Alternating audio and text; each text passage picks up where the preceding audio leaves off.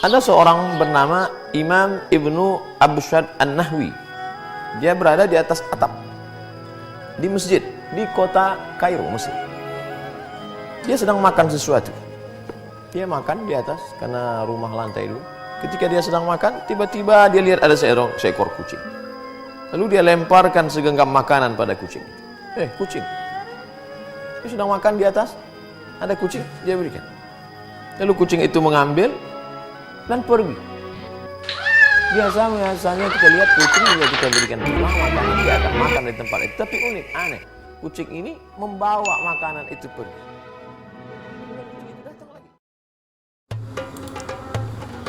Assalamualaikum ya teman-teman. Selamat kembali ke channel ArtMall. Baik, kali ini saya akan tunjukkan sesuatu yang special di mana saya akan lukis sebuah potret penceramah yang terkenal iaitu Ustaz Abdul Somad daripada Indonesia menggunakan medium Neslo di mana air Nescafe dicampurkan dengan Milo. So, tanpa melengahkan masa, jom kita lukis sama-sama. Sebelum tu, jangan lupa ya untuk subscribe di channel ArtMall untuk saya berkongsi lebih banyak lagi video-video yang menarik.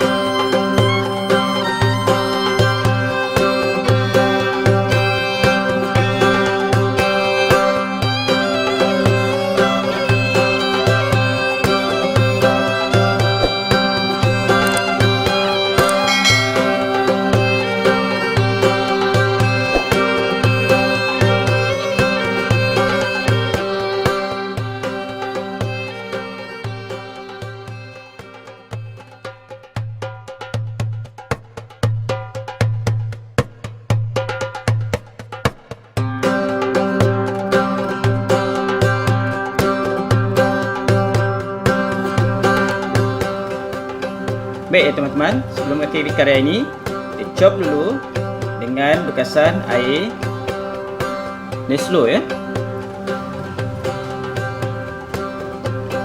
Maka siaplah karya kita, sebuah potret penceramah terkenal daripada Indonesia, Ustaz Abdul Somad. Semoga terhibur.